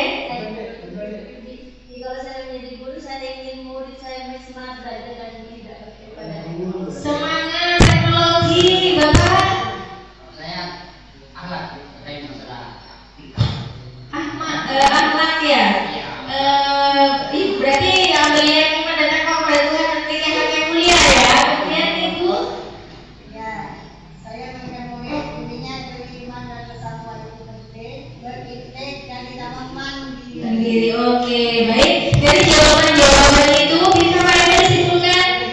Berarti intinya Bapak Ibu guru di sini tuh berharap murid-murid itu seperti apa? beriman dan bertakwa, Kemudian berbakti dan mandiri. mandiri ya, itu teknologi itu masuk ke mandiri nanti ya, gitu ya. Oke, berarti semuanya setuju ya. Kalau memimpikan murid-murid di sini ini memiliki iman dan takwa, kemudian akhlak yang mulia dan mandiri, gitu ya. Setuju ya? Oke, selanjutnya bisa dibantu Pak ini. Ya, saya percaya bahwa murid adalah apa? Silakan, Buati. Memiliki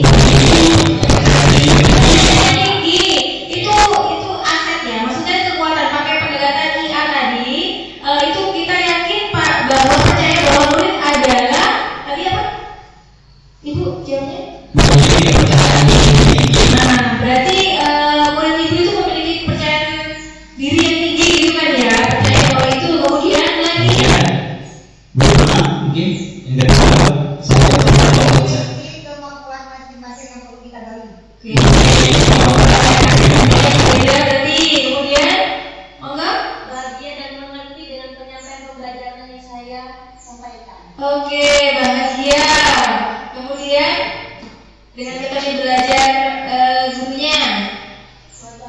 Menjadi generasi yang dapat memajukan negara dan bangsa. Generasi.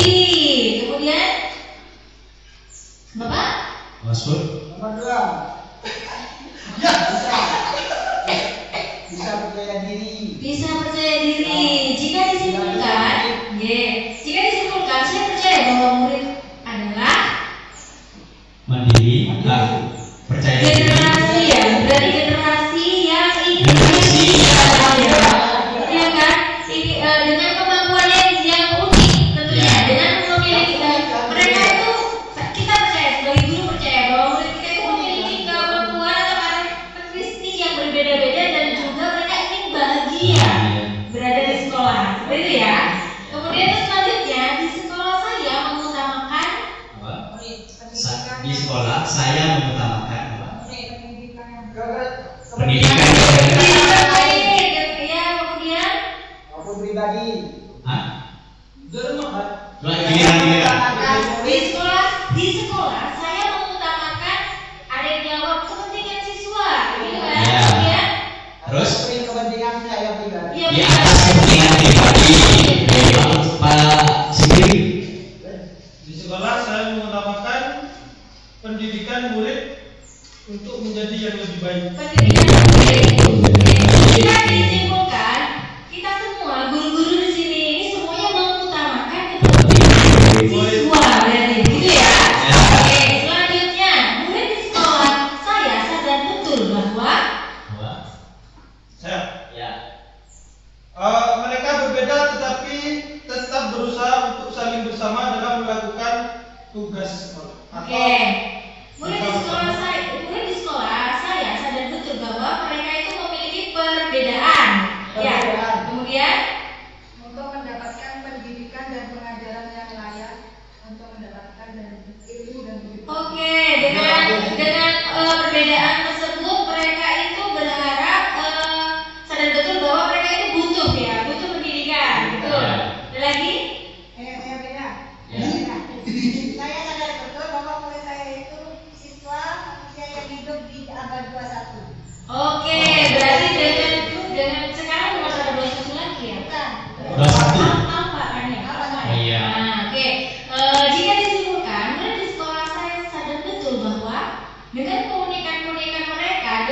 perbedaan yang mereka miliki, mereka itu tetap membutuhkan pendidikan dan pengajaran dari sesuai dengan zamannya, seperti itu.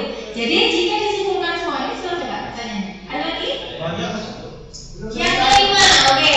Saya dan guru lain di sekolah saya yakin untuk Bapak Ibu yakin terus belajar, kolaborasi, kemudian oke, menuntun siswa, Menuntun murid untuk mewujudkan minat anak dalam melaksanakan pembelajaran di sekolah. oke. Jika disimpulkan, saya dan guru lain di sekolah saya yakin untuk semuanya itu tujuannya satu, berkolaborasi untuk mewujudkan cita-cita dia sesuai dengan kebutuhannya. Kemudian yang terakhir, saya dan guru lain di sekolah saya paham bahwa Pendidikan dan pembelajaran bagi murid itu yang utama. pendidikan dan pengajaran bagi murid adalah yang utama. ada lagi Lagi sama. oke, jika disimpulkan, saya dan guru lain di sekolah saya paham bahwa Pendidikan dan pengajaran bagi murid adalah hal yang yang utama. utama. Jika kita simpulkan dari 6 pertanyaan ini, intinya apa Bapak Ibu? Intinya Apa intinya? Intinya pendidikan murid. Ya, Pendidikan yang terbaik untuk murid. ya intinya tiga ya, murid dan murid dengan berbagai macam cara. Untuk ini adalah visi Bapak Ibu semuanya. Untuk mencapai itu semuanya diperlukan kolaborasi. Semuanya itu harus kerjasama, betul, bekerja sama dan berkolaborasi untuk mencapai apa tadi intinya, menciptakan generasi penerus bangsa yang memiliki keimanan dan takwa dan akhlak yang mulia, mandiri. Nah, seperti misalnya Pak Emon tadi, muaranya profil pelajar Pancasila. Hanya saja di sini mungkin yang muncul itu adalah beriman, bertakwa kepada Tuhan Maha Esa dan mandiri, sepertinya gitu ya. Tadi ya. Nah, nggak apa-apa. Itu adalah mimpi kita. Mimpi itu kan sesuatu yang apa yang diinginkan ya. Pasti kita ingin mewujudkannya. Kalau mungkin ke-6-6-nya dipakai juga tidak apa-apa. Hanya saja karena kita berpikir yang penting anak-anak beriman dan bertakwa dan mandiri dulu dengan menggunakan teknologi, gitu ya. Ya. Nah, ini adalah salah satu impian. Ternyata ketemu kan, Bapak Ibu itu sama ternyata. Mimpinya itu sama, yaitu murid-murid dan murid ingin menciptakan atau mewujudkan generasi penerus bangsa yang memiliki iman, kemudian mandiri tentunya ya, sesuai dengan profil pelajar Pancasila dengan teknologi dari gitu. Luar biasa Bapak Ibu. Nanti ini hasilnya bisa disampaikan kepada Bapak Kepala Sekolah. Kemudian mungkin jika perlu visi sekolah direvisi tidak apa-apa. Karena ini nanti kan semester baru kan ya. KOSP kurikulum baru, kita mulai dari perubahan yang kecil saja dulu nggak apa-apa. sebenarnya memang sudah direncanakan di tahun yang baru ini ada pergantian komite ya. Sekalian nanti pembahasan visi sekolah. Nah, itu. Nah, nanti juga mungkin bisa kolaborasi dengan Pak Ruslan. Apa visinya Pak Ruslan? Nanti itu dipadupadankan.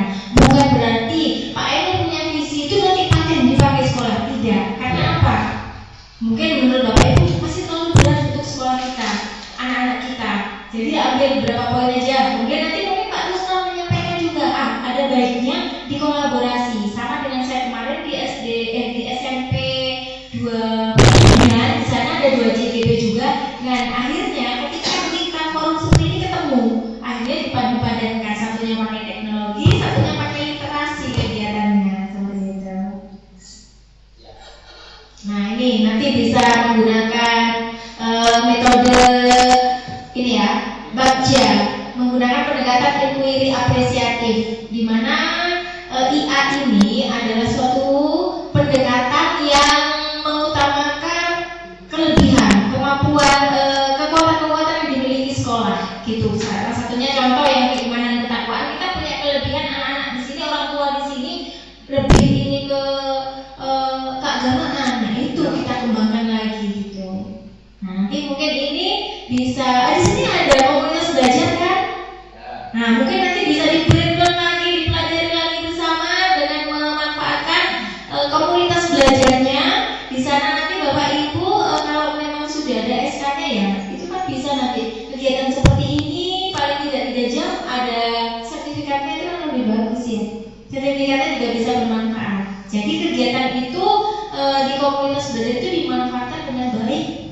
Jadi kita saling sharing, berdiskusi terkait, tidak hanya terkait dengan ini kegiatan-kegiatan yang di luar, di dalam seperti permasalahan di dalam kelas, bagaimana ya caranya ya untuk menyelesaikan. Menurut saya ini agak susah belajar tentang misalkan berhitung. Mungkin ada guru lain punya teknik bagaimana menggunakan metode seperti ini. Nah itu disitulah fungsinya komunitas belajar.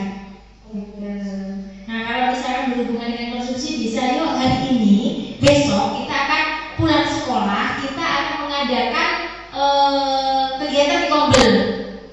Bawa makan sendiri-sendiri ya, gitu. Itu kan di luar jam, gitu ya. Kita ambil ilmunya saja, Bapak Ibu. Kita ambil ilmunya pasti bermanfaat untuk Bapak Ibu semuanya. Dan sini ada yang mau ditanyakan lagi terkait ini, diskusi kita hari ini. Kalau tidak ada, lanjut ke ice breaking biar nggak capek. Oh, ini ada permainan. Jadi permainan kita adalah biar tidak capek ya, setelah kita berefleksi otak dulu, berefleksi otak. Ini membayangkan jenis kuliner ya Pak ya? Ya. Aduh Mbak, ini siang-siang Pak. Ya. Ini nggak ada. Semua peserta menggunakan satu jenis kuliner dan daerah asalnya. Nah, silakan di otak. Ada satu jenis kuliner dan daerahnya, misalnya gudeg di Jogja, berarti gudeg dan Jogja gitu ya. Nah, dari wilayah Indonesia. Kemudian setelah itu peserta harus merangkai kalimat, menyampaikan jenis makanan dan asal daerahnya dengan menyambung suku kata terakhir yang diucapkan oleh teman. Begitu seterusnya sampai selesai. Maksudnya gini, saya punya sate dari Madura, makan sate daerahnya Madura, misalnya. Begitu nikmat memakan sate Madura di pinggir pantai. Kamu bawa berarti suku kata tadi Thai. Thai-nya nanti dibuat kalimat disambung dengan kuliner dan daerah yang ada di kota Jakarta. Nah, Ya, terus. Taipei. misalnya begitu ya. Bisa apabila saya beritahu sampai begini, silakan mencari jenis kuliner yang berhubungan dengan daerah asalnya.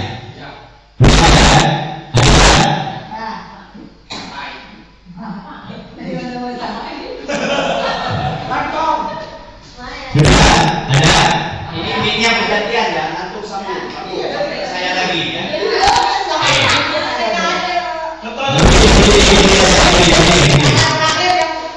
Iya, suku kata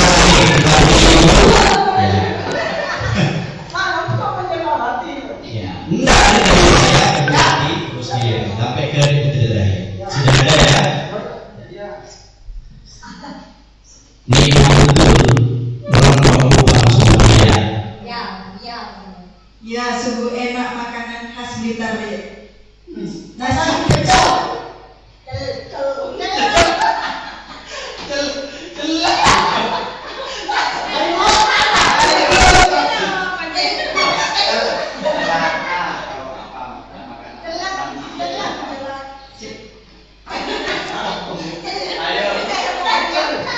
Celaka biar kalau tidak makan. Celaka kalau tidak makan nasi jagung. Nasi jagung yang rasanya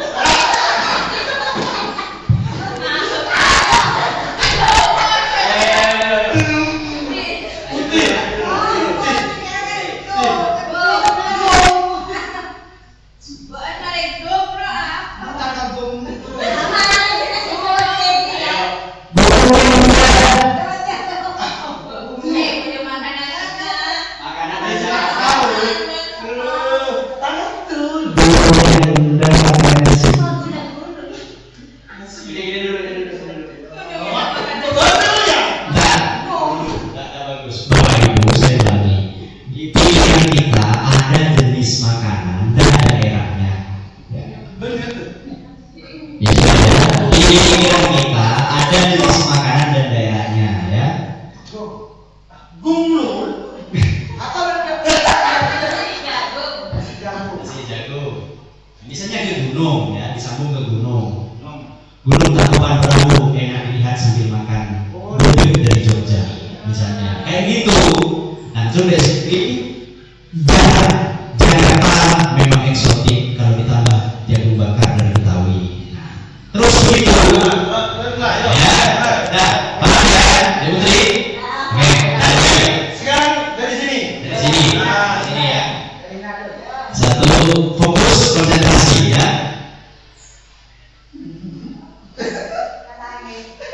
Di pantai begitu ikan makan sate buah.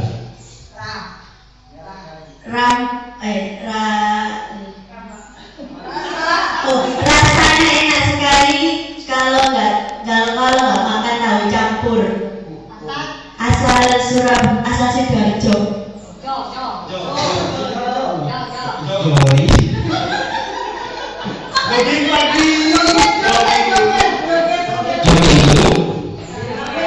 sambil makan tapai.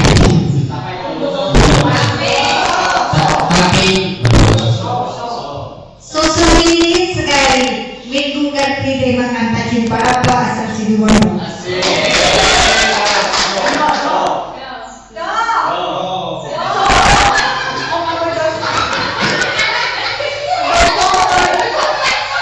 Doakan saya semoga banyak uang supaya bisa mentraktir nasi padang buat teman-teman.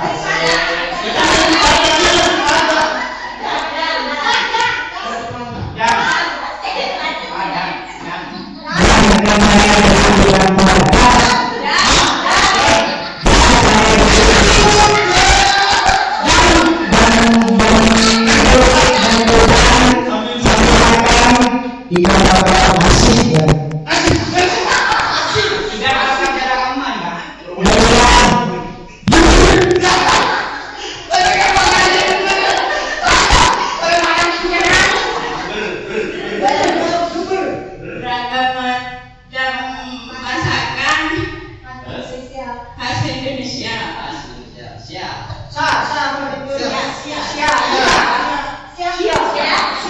Untuk makan nasi pecel plus dari mana?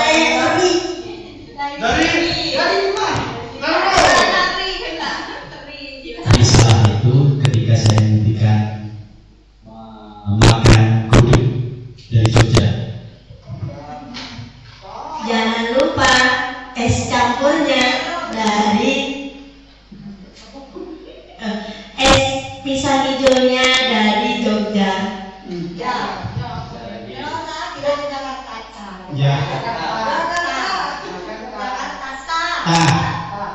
Jakarta punya telur kerak. Tahu.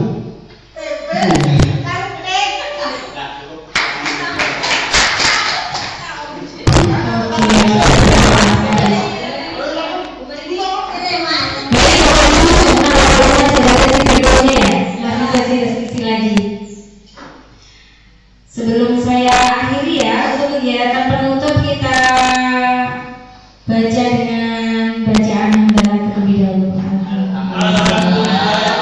Nah, bolehkah saya berpantun sedikit saja? Mereka ya? Oke. Kemudian semuanya berbahasa. Sekalian bahasa langsung dapat. Kemudian diskusi kita bisa bermanfaat.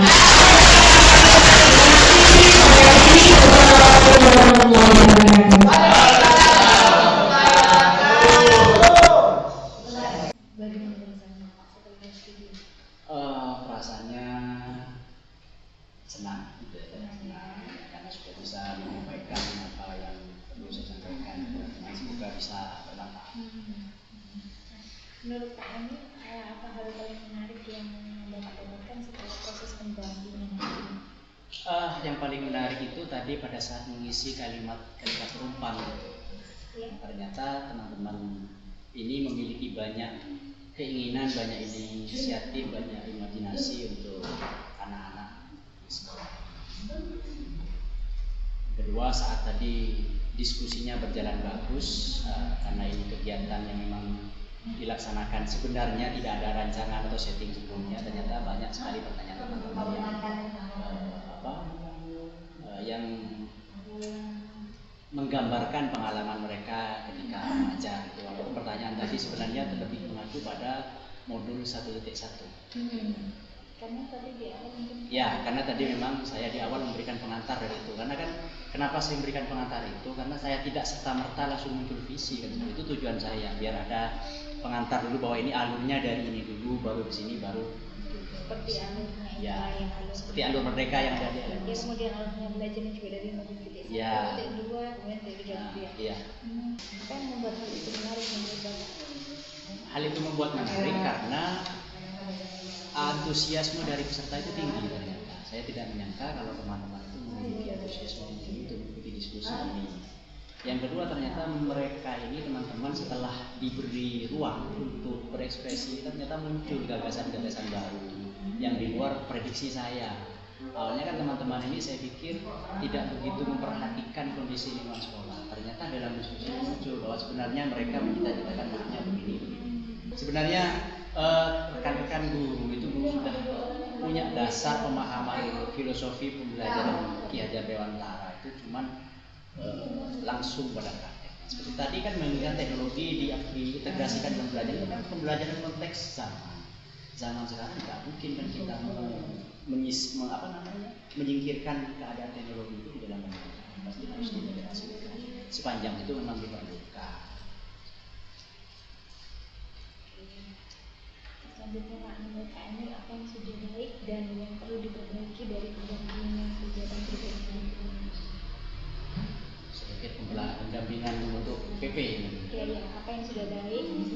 Yang sudah baik bagi saya, Bu Ning sudah memberikan motivasi dan pandangan arahan itu membuat saya terbimbing sehingga saya bisa menyelesaikan tugas yang menjadi tagihan PU 2 ini. Untuk yang perlu ditingkatkan, saya pikir motivasinya Bu Ning agar tidak lelah, tidak capek untuk membimbing saya dan datang ke sekolah saya pada tahapan-tahapan selanjutnya. Nanti di pertandingan berikutnya ya. Ini jadi saya pribadi juga mulai jauh lebih semangat, saya juga semangat kan gitu.